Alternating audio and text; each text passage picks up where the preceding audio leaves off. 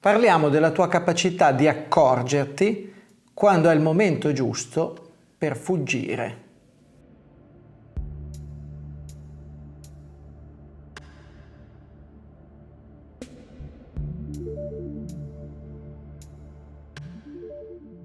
Fuggire non è sempre da vili, anzi, in un preciso momento è l'unica abilità che bisogna avere.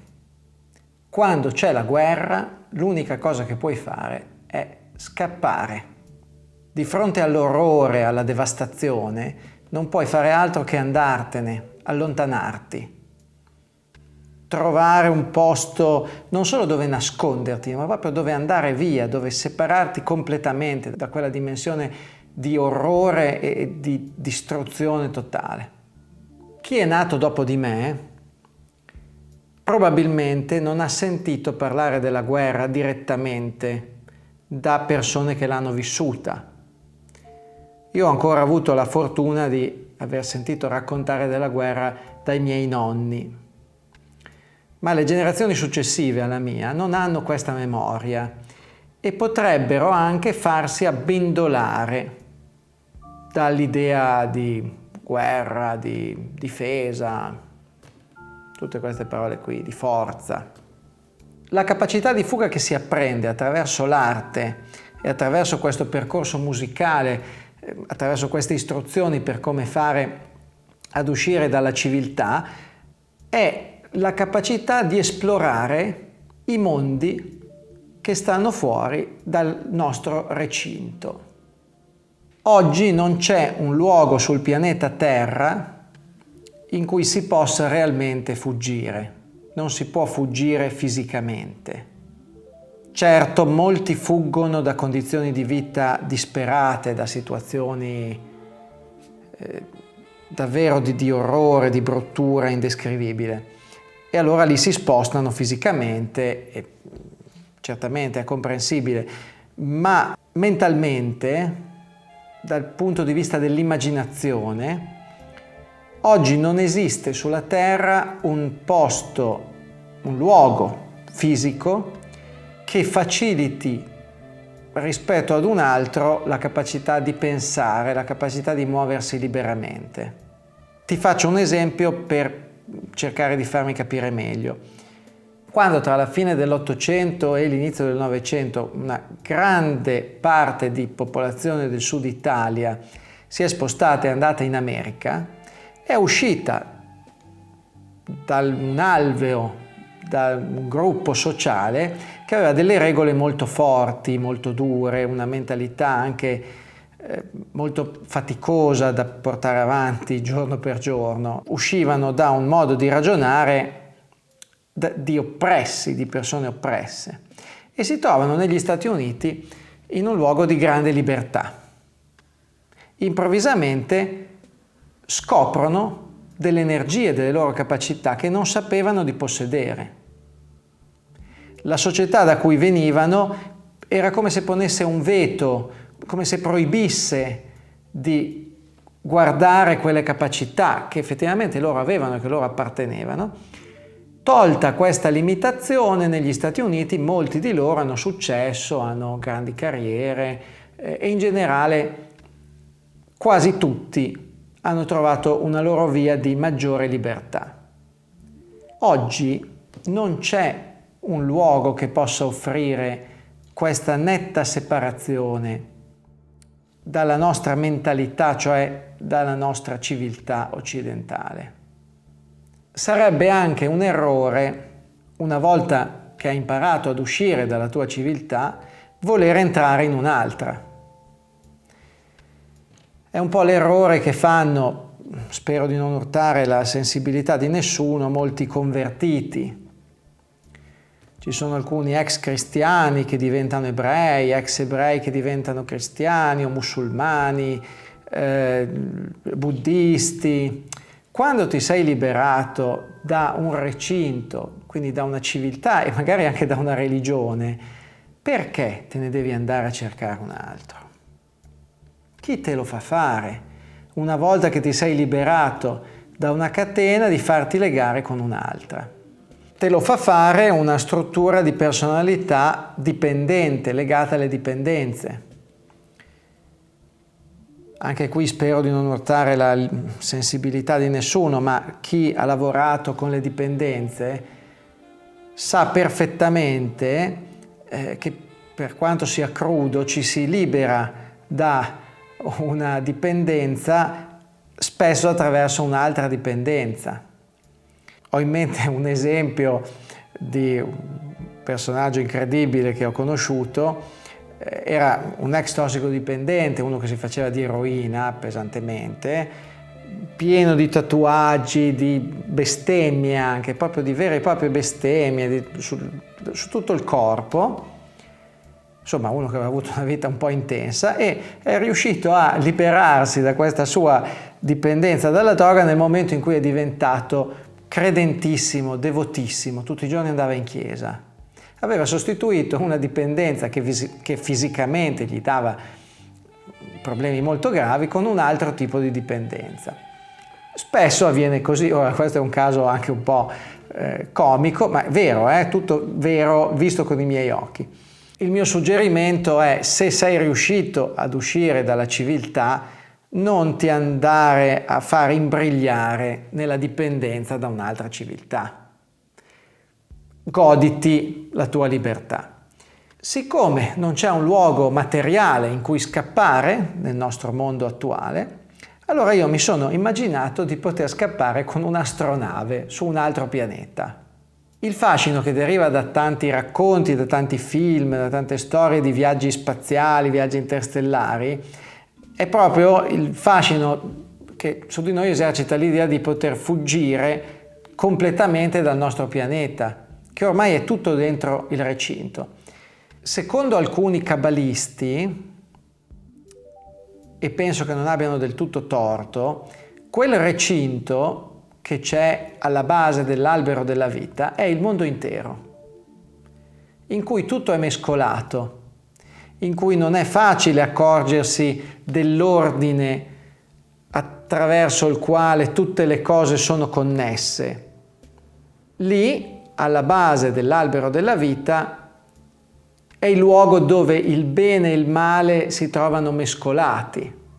Tu, imparando ad uscire da questo recinto, a percorrere la prima strada che ti porta fuori dal primo cerchio, dalla prima sfera dell'albero della vita, tu hai mangiato l'albero, hai mangiato il frutto della conoscenza dell'albero del bene e del male, quello che hanno fatto prima Eva e poi Adamo, secondo le traduzioni più diffuse del libro della Genesi. O meglio, tra il giusto e lo sbagliato, hai imparato a vedere che ci sono connessioni che legano tutte le cose e quindi hai trovato la tua via per uscire. Qual è la tua via?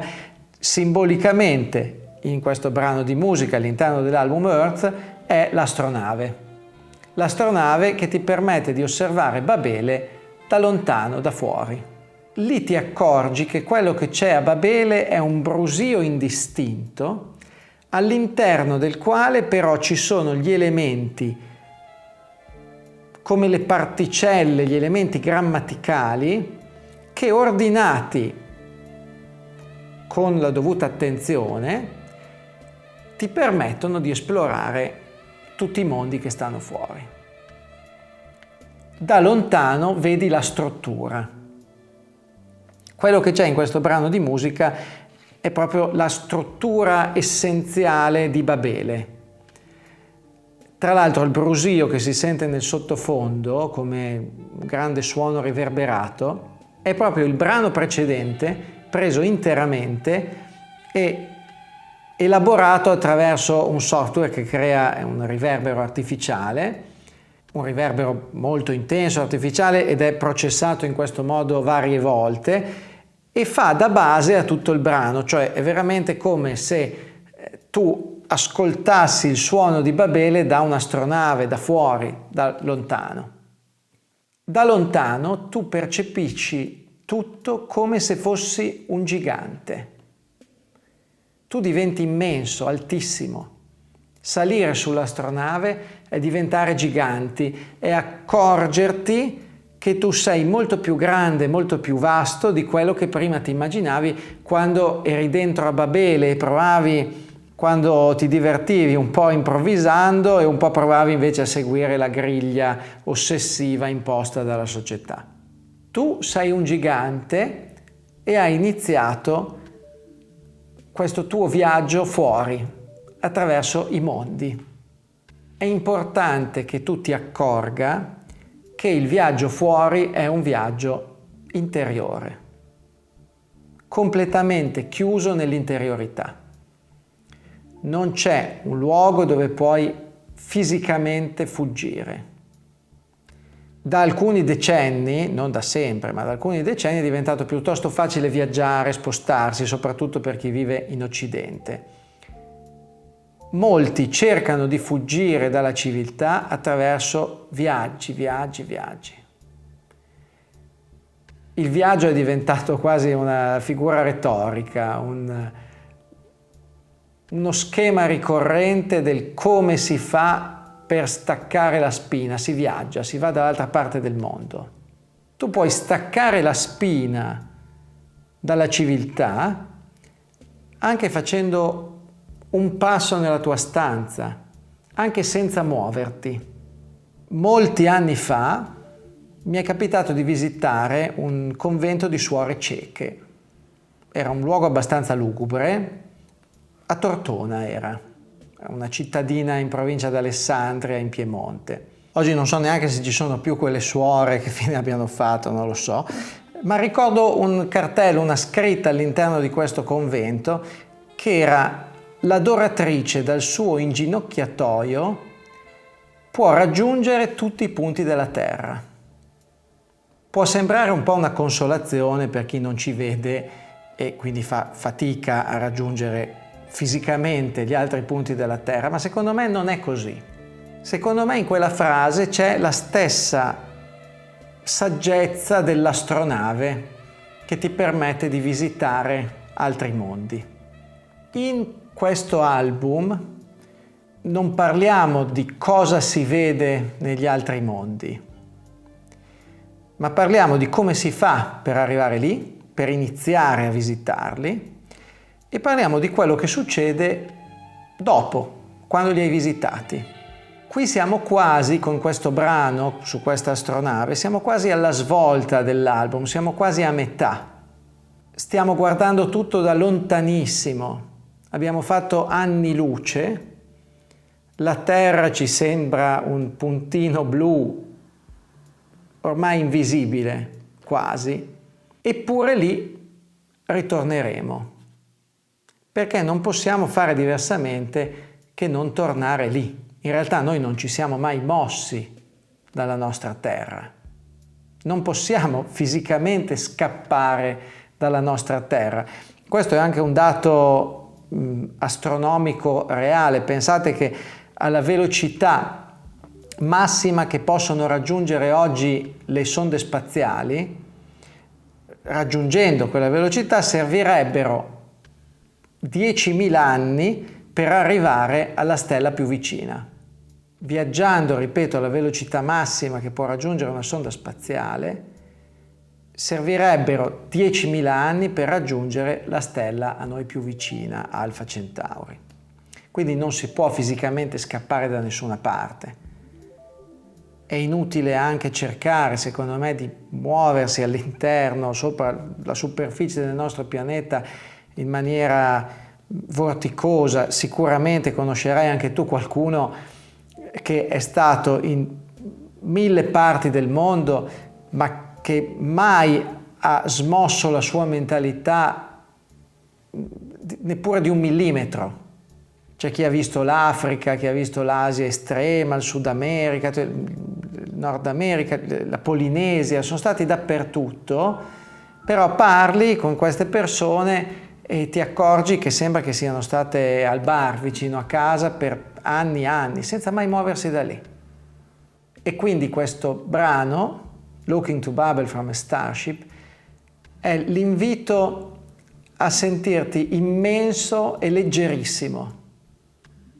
È l'invito a guardare tutto da altezze che non sono misurabili all'interno del recinto della civiltà, perché tu ormai hai aperto la porta invisibile e come sempre ci vediamo dall'altra parte.